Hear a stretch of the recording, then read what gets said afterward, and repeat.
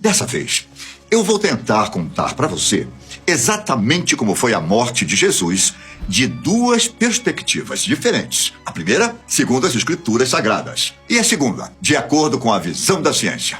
Vamos lá?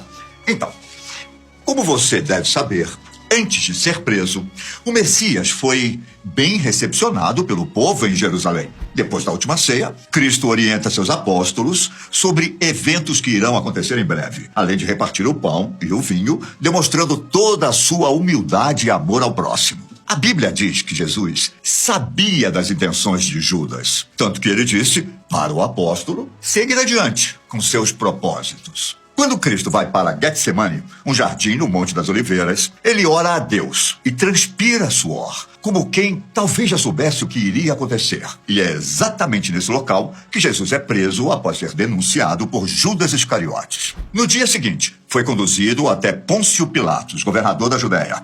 O curioso é que, inicialmente, o Messias foi enviado para o governante da Galileia, Herodes Antipas. Mas como ninguém da Galileia queria se arriscar julgando o mestre, ele voltou para a Judéia. Pilatos ficou conhecido por ter sido o juiz que não interveio contra os fariseus na condenação de Jesus Cristo. Isso porque Pilatos lavou suas mãos e permitiu que o povo escolhesse entre Jesus e Barrabás, quem seria libertado. É fato que Pilatos estava convencido de que Jesus não era culpado de um crime capital e sugere que bastaria açoitá-lo. A multidão se opõe a isso e exige que Cristo seja morto. Pilatos cede e o condena a ser açoitado primeiro e depois executado por crucificação. Jesus é chicoteado e então, para zombar da afirmação de que ele é o rei dos judeus, recebe uma coroa de espinhos e é vestido com um manto púrpura.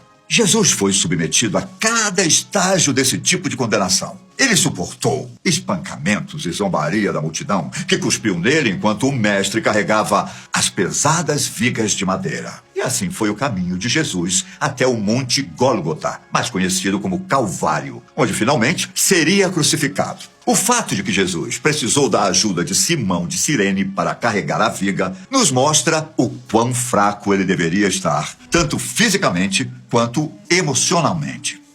No Calvário, Jesus é colocado em uma cruz com as seguintes palavras: Jesus de Nazaré, Rei dos Judeus. Ele foi colocado entre outros dois homens crucificados.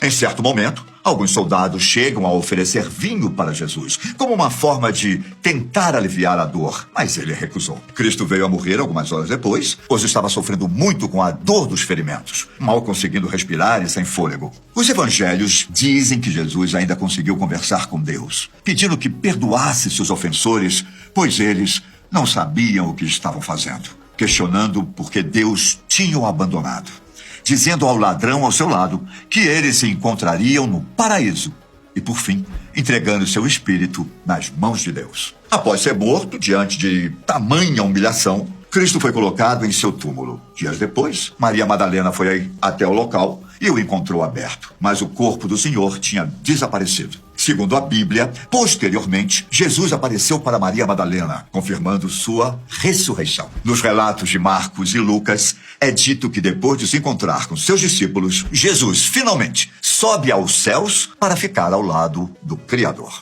Mas e a ciência? Será que existe confirmação de que tudo o que está escrito na palavra de Deus é verdade? E pela ótica da história, Jesus foi um condenado político.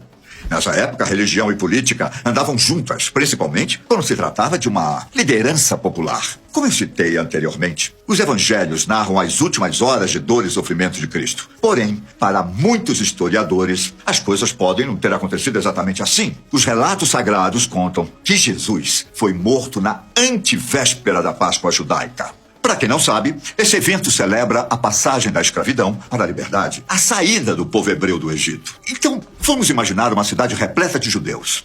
Será que não aconteceria uma rebelião caso outro judeu fosse torturado e obrigado a carregar uma cruz? Muitos estudiosos concordam que, por causa do poder político de Jesus, é provável que ele tenha sido crucificado logo depois de ser julgado, pois o governo tinha medo da reação da população ao ver um judeu sofrendo pelas ruas de Jerusalém. De acordo com o contexto histórico da época, Jesus provavelmente foi crucificado por vários motivos.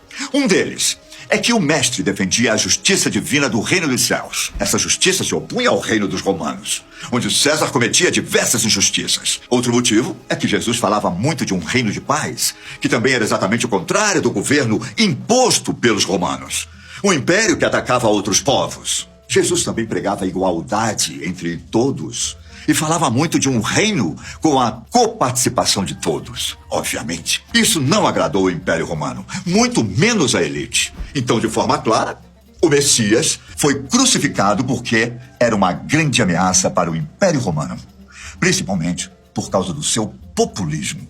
Quanto à crucificação, se realmente Jesus carregou a cruz até o Calvário, provavelmente levou apenas a parte horizontal, que pesava cerca de 22 quilos. Somando o peso da viga vertical com a horizontal, daria um total de 80 a 90 quilos, algo que tornaria impossível carregar uma cruz por cerca de 8 quilômetros. Um fato que praticamente toda a comunidade científica concorda é que os pregos não eram enfiados nas mãos, mas sim nos pulsos. Quando ainda estavam vivos na cruz, muitas aves já começavam a comer seus corpos. Depois de 3 ou 4 dias, a carne começava a apodrecer, caía da cruz e era devorada por animais. Historiadores defendem que, ao contrário do que está na Bíblia, a crucificação de Cristo aconteceu longe de testemunhas oculares, porque o ato teria sido feito o mais rápido possível para não causar revolta na população. Existem também suspeitas de que não houve sepultamento do corpo e nem seus restos mortais preservados. Jesus Cristo precisava ser sepultado para que depois pudesse ressuscitar, mas de um ponto de vista histórico,